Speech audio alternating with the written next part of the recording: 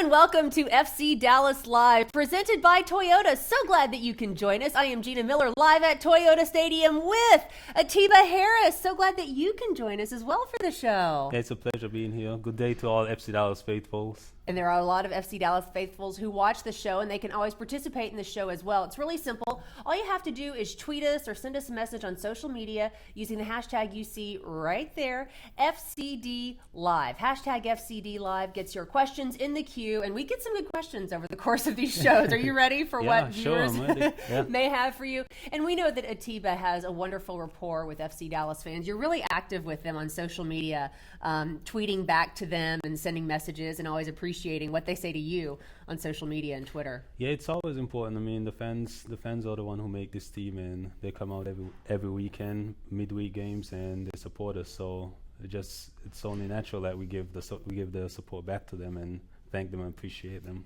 You know, I think I opened the show incorrectly. I should have said the number one in the Western Conference, FC Dallas. Shouldn't I? Didn't that feel good? Yeah. Yeah, it's I think that's the first time the team have won the Western Conference.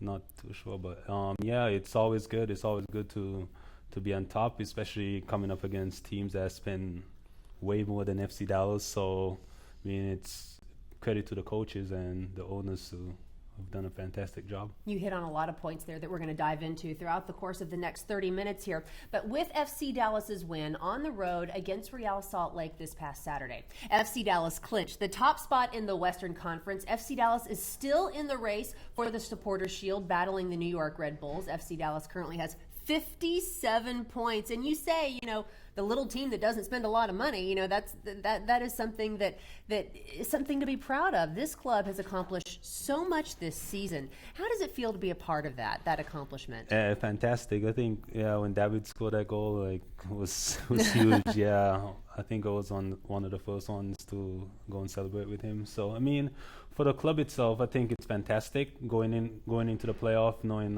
we have home field advantage, and hopefully on Sunday we can pull off another victory and get that supporter shield. What the first place in the Western Conference means at this point that FC Dallas has clinched, it means you get a first round bye in the knockout round. You also have home field advantage. FC Dallas has also earned a berth in the 2016-2017 CONCACAF Champions League. We're looking at the playoff schedule right now. Of course, your opponents have yet to be determined. You've been through the playoffs before, Atiba, especially with FC Dallas in 2010 when FC Dallas went to the MLS Cup. It's a long postseason. Knowing that you have one game left in the regular season, how do you guys prepare for that long march? Because the MLS Cup Championship would be December 6th. It's essentially almost another 2 months of soccer still to play. Yeah, I mean, it goes back to preseason when we came in. I think Oscar, Coach Fabian, they've stressed a lot. I mean, it's just a lot on fitness. If you notice this season, we haven't had too many injuries compared to the other teams. So that's credit to the training staff and all those guys who really work hard behind the scenes and have us ready. I think in the playoff itself, we're prepared. We're really prepared because the coaching staff spent a lot of time in detail stuff that really helps us. I mean, we spend hours and hours of video sessions. So, I mean, sometimes the guys might not like it, but I think it's really helping us this season. It is a long season, and we experienced that roller coaster with you guys. You went on a stretch in which you couldn't lose, and then you went through a stretch at Atiba where you guys couldn't seem to buy a victory. How difficult is that during the course of an incredibly long season that starts in March, and then the regular season ends in late October? How hard is it from a player's standpoint to keep that mental focus in that we know it's a long season. We know one loss or one win, it's important, but we can't get too high or too low. How difficult is that as a player? Yeah, I think you go through the season, it's like life. Everything, right. It's not going to be a smooth ride. So I think the important thing for us, when we went through those bad patches, we came back, we bounced back, we went on a winning streak, and then we hit another bad patch. But we always came back in a positive way, and we kept our focus on the main goal, which is to qualify for the playoff and get top seed in the West. And now hopefully on Sunday we can finish out the season with top seed in the league. As you look forward, or as you reflect, I should say, on what this team did well this year, what do you look at as your biggest strengths going into the postseason? I think I think right now we have a great momentum. I think last 3 games we've came up with 3 clean sheets, so that's credit to the team. I mean, I know coaches believe in us, and I think we're gonna always score. We have guys who can score goals. We have, I mean, how many? 5, 6 guys who have scored over 5 goals. So that's a advantage to us, and along with keeping those clean sheets.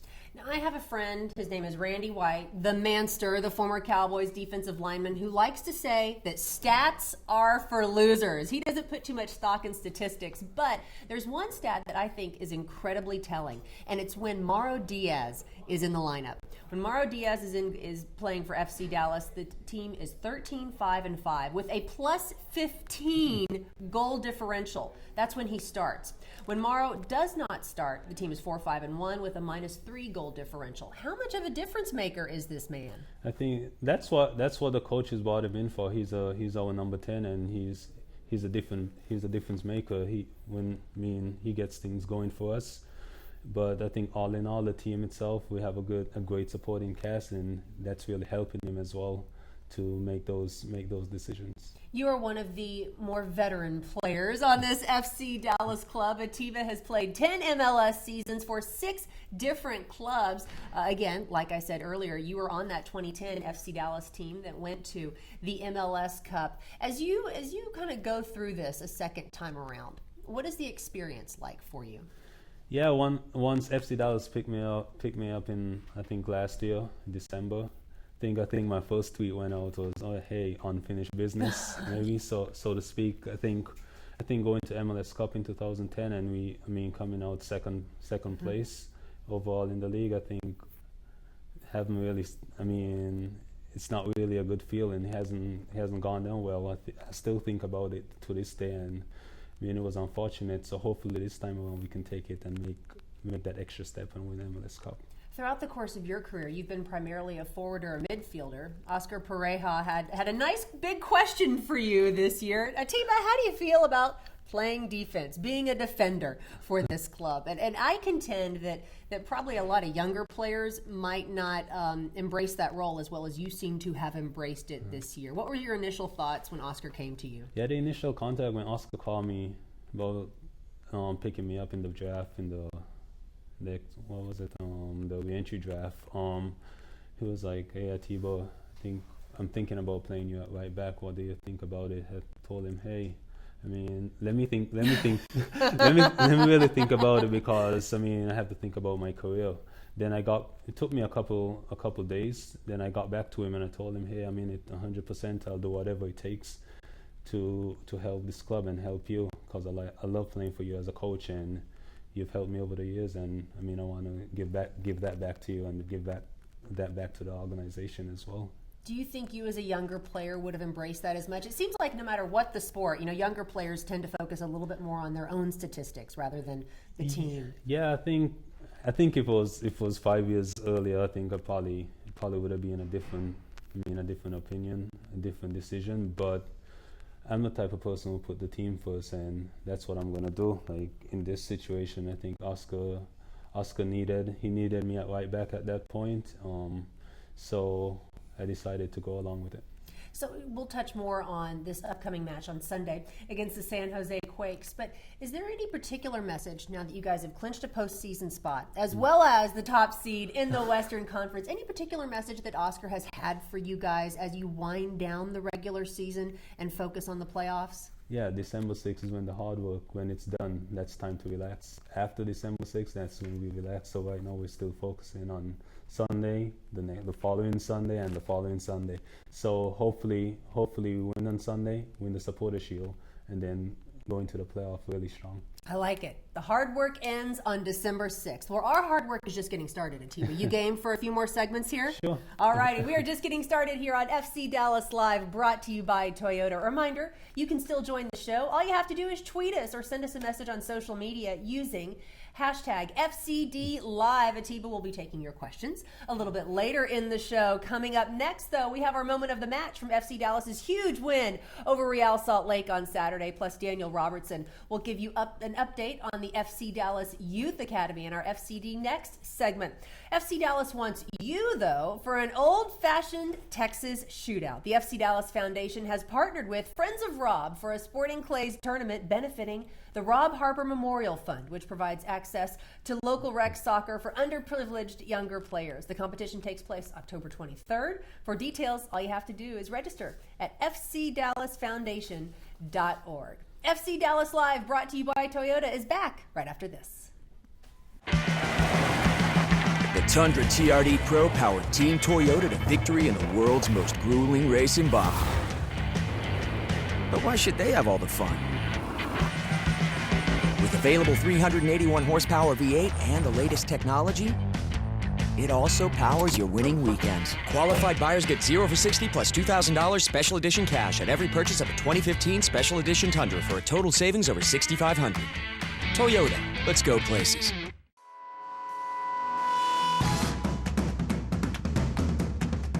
We don't give up.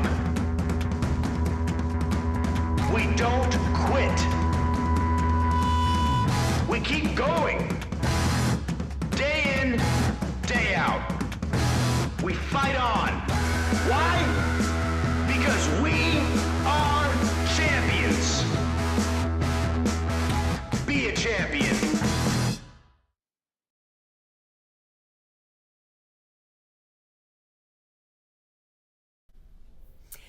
Welcome back to FC Dallas Live, brought to you by Toyota. Advocare each and every week brings you our moment of the match. Time to take a look back at our best moment from the match against Real Salt Lake on Saturday. We're going to pick this one up. It's scoreless in the second half when David Texera scores in the 57th minute on a beautiful pass from Mauro Diaz to give FC Dallas a 1-0 lead. It clinched the Western Conference title and a berth in the conference semifinals for FC Dallas. We are back here with FC Dallas midfielder / defender. You got 2 titles now. Do you like that? Yeah, I love it. Atiba Harris joining us throughout the show. Reminder, you can still participate in the show. All you have to do is use the hashtag FCD Live to join the show. We'll be answering your questions in the next segment. But first, I want to take a look back at what happened on Saturday night. Always great to go to Salt Lake City and get a victory, especially in the manner in which you did on Saturday.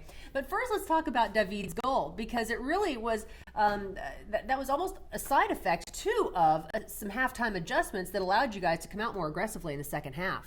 Yeah, I think first half we kind of, Salt Lake being the home team, trying to make the playoffs still, they kind of dominated the game, so to speak. We didn't have too many chances. They had majority of the possession, but I think at halftime, I don't want to say too much what happened at halftime, but he basically said we need to go out there and fight for this club and show some heart and win second balls, especially. Second balls were crucial for us, and I think Javon had the throw in and the ball kind of fell to Mauro, and he showed what he can do, where he sliced open the defense, and David Texera finish, was a great finish. It's so interesting. We talked about Mauro Diaz in the first segment, just how integral and important he is to this club. It seems like, and we've done a lot of moments of the match here on FC Dallas Live, it seems like he has had a hand in just about every key moment for FC Dallas this year. Mauro with the assist on that Texera goal, and we just saw there. Yeah, I think he's our Messi, so to speak. He's really doing well for us and creating so many chances. I think back in 2010 we had David Ferreira, who did a fantastic job for us. So hopefully this year Mauro can take it another step and win the MLS Cup for us.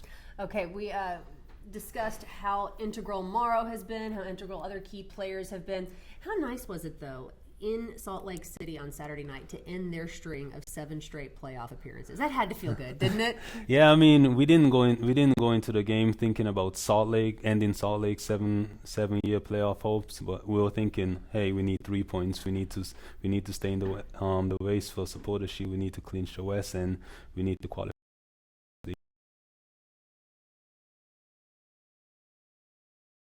so we can showcase this club on the international stage.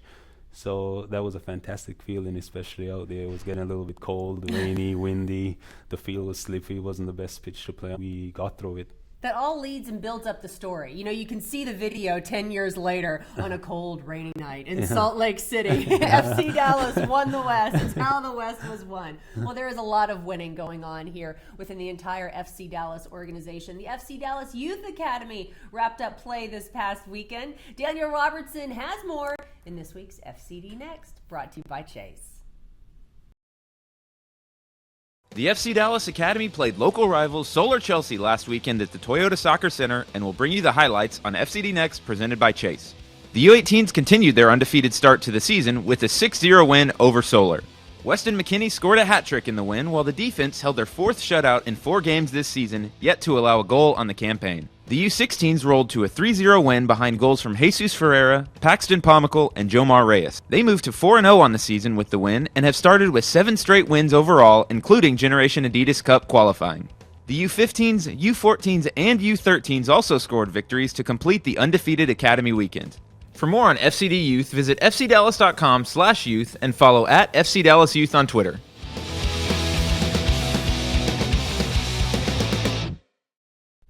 Thank you, Daniel. Back with Atiba Harris. And Atiba is from St. Kitts and Nevis, a beautiful island in the Caribbean, to which I say, why would you leave? I mean, I love North Texas as much as anyone. I'm a native, but why would you leave? Soccer, chase my dream. To chase the dream. He's a dream chaser, which I love. And we've seen a lot of athletes leave the Caribbean. I was just discussing Roddy Beaubois, the former Mavericks guard who came to play for the Dallas Mavericks. You left St. Kitts and Nevis for soccer. Tell me about that journey for you. Yeah, I think I journeyed to England, Spain, and ended up in the U.S. So I think as a teenager when I left, I think I cried. I cried the first time. Yeah, first time leaving home, leaving my family, leaving everything I knew.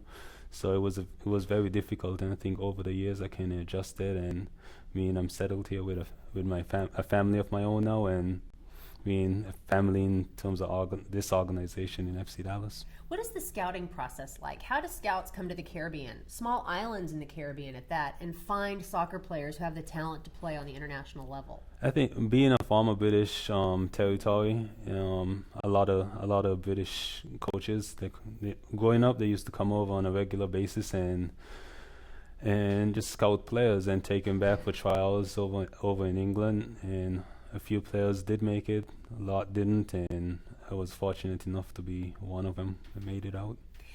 Growing up, was soccer the most popular sport on St. Kitts and Nevis? Give me the food chain of sports there.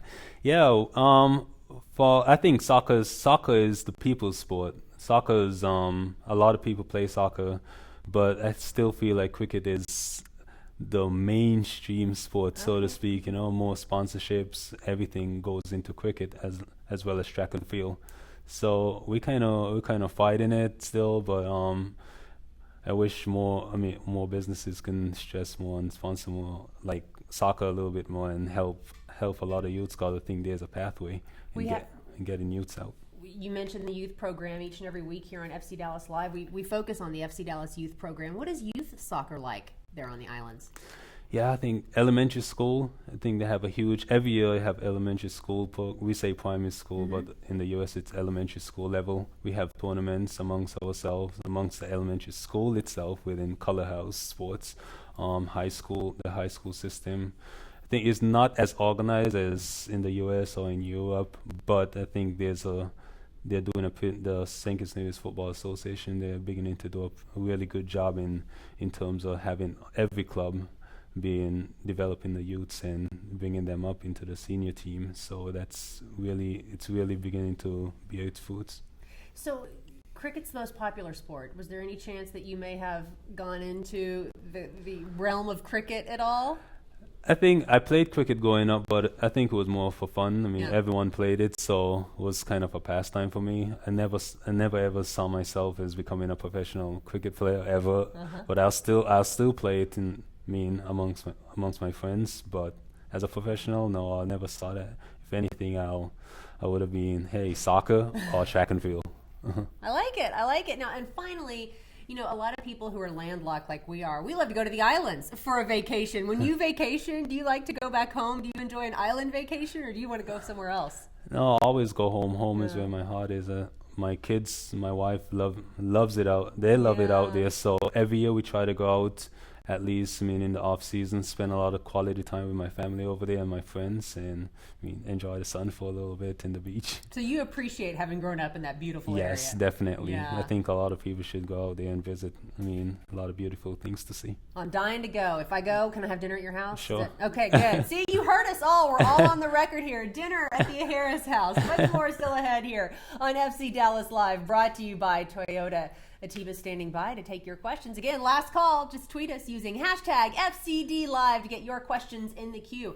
Coming up next, we will preview Sunday's regular season finale. I can't believe we're here. Sunday's regular season finale against San Jose, and we'll talk mindset much further heading into the postseason. All that and more coming up next.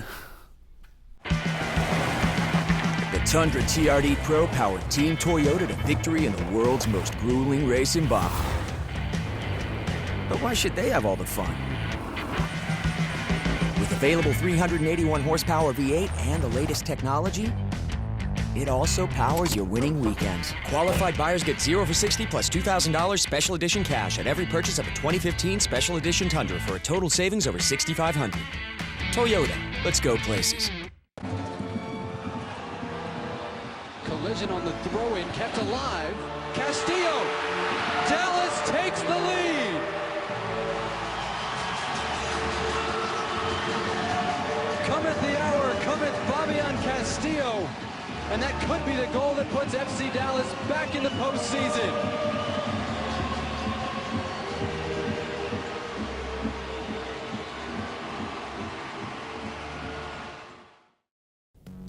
DraftKings is proud to be an official partner of FC Dallas. Don't forget to head to fcdallas.com every weekend to get your DraftKings picks of the week.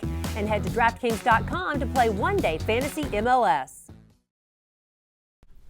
Welcome back to FC Dallas Live, brought to you by Toyota. Gina Miller and Atiba Harris standing by as we get you ready for the regular season finale, FC Dallas versus the San Jose Quakes. Can you believe the regular season ends on Sunday? Oh, it's been a long journey. You can't believe. You're ready for it to end, aren't you? I mean, that came out the wrong Not way, quite, but not yeah. quite yet. We still need to win a trophy, or trophies. A lot more still ahead. Well, let's preview Sunday's matchup against the San Jose Earthquakes.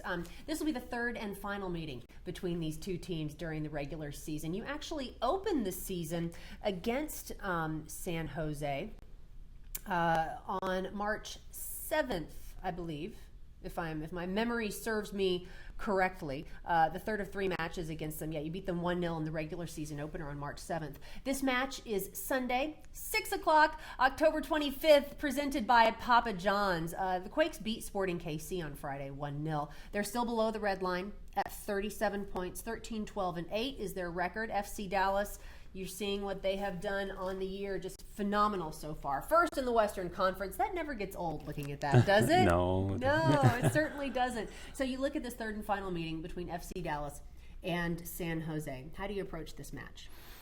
Like I said earlier, we have a trophy to win, the Supporters' Shield, and we want to. It's been one of our goals, and hopefully on Sunday we go out there and get more goals than we need to beat New York Red Bulls.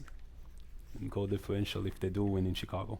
You beat them once this year, played to a scoreless draw on June 7th. What challenges do they present, I should say, for you guys? I think San Jose is going to be, a coach like Dom Kinnear, they're going to be very aggressive, very, very determined. I think you saw when he coached Houston. Houston was always a team that made the playoffs, so I think they're going to come out really fighting. They haven't really given up too many goals of late, so I expect a battle from them, from San Jose. I played with them last year, and I think they're gonna really come out trying to get that 3 points here away. So much change over the course of one season to the next, but can you take anything from working with them last year that you can apply to this season at all?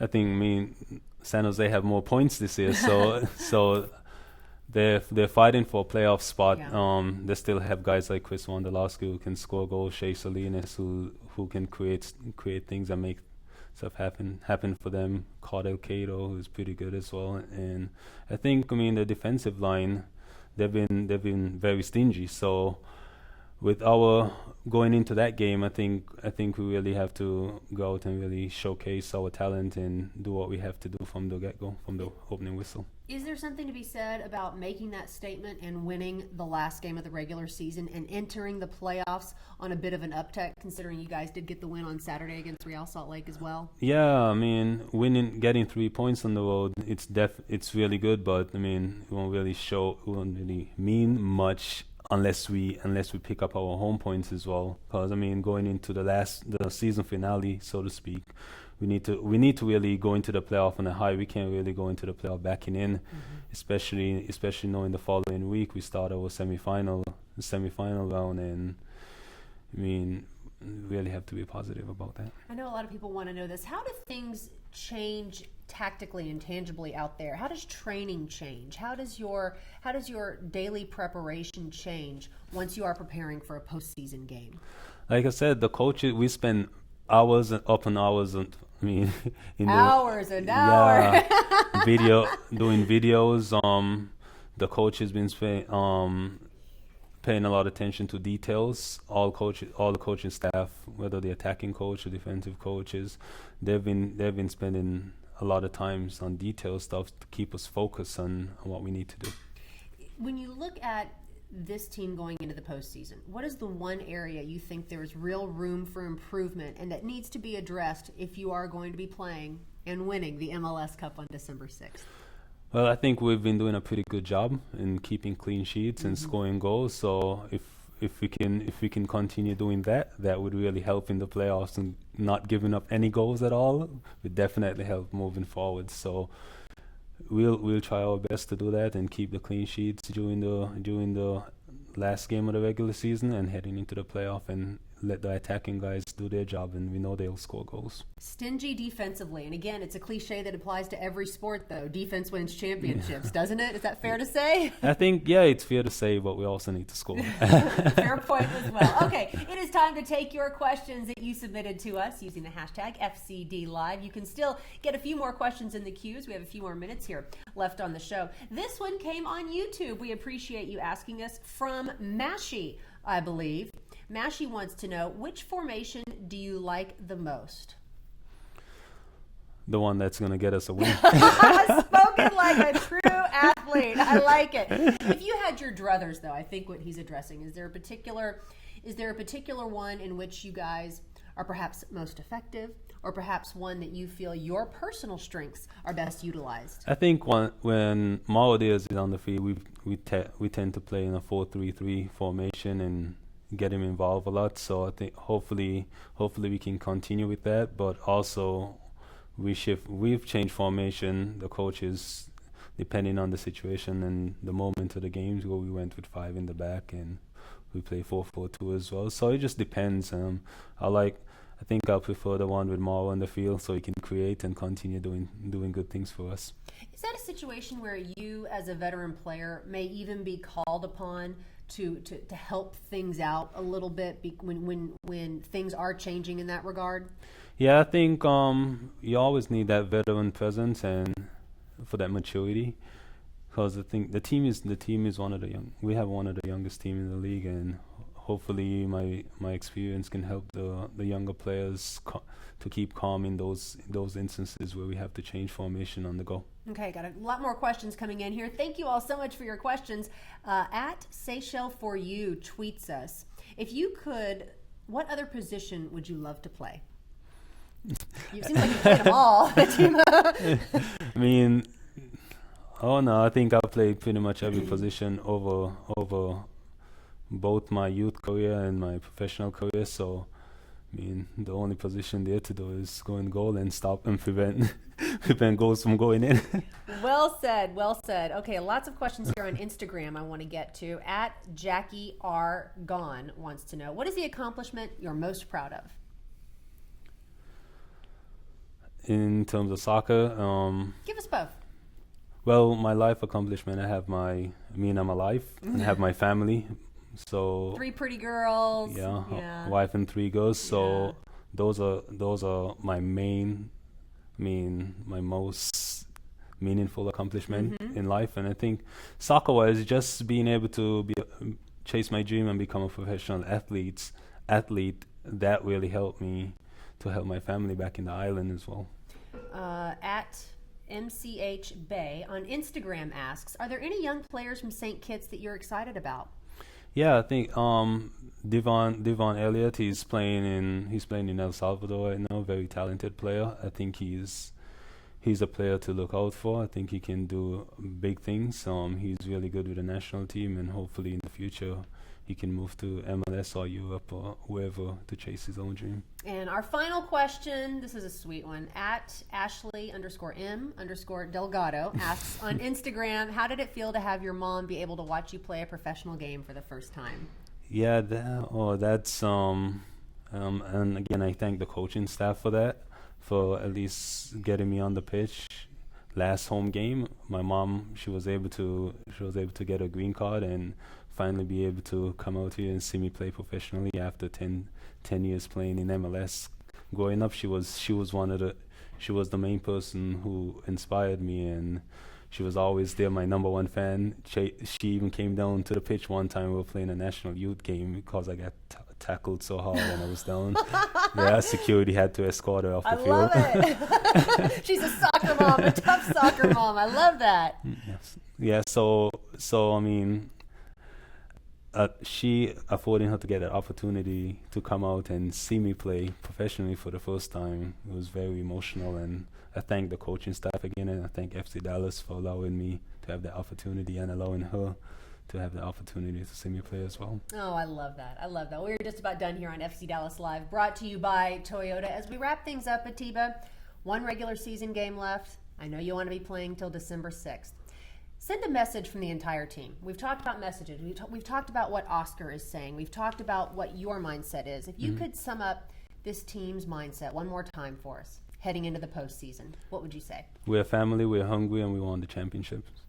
Easy enough, short and sweet. I love it. Thank you for joining us. You're welcome. It's been a treat Thank today. you. And thank you guys so much for joining us for FC Dallas Live. Not just today, but throughout the entire season. We have so appreciated all of your comments and your questions for all of our players here. And we hope to see you next season for FC Dallas Live, brought to you by Toyota. A reminder, you can always check in with the club at fcdallas.com. So until next time, keep in touch with the team, and we'll talk to you again very soon.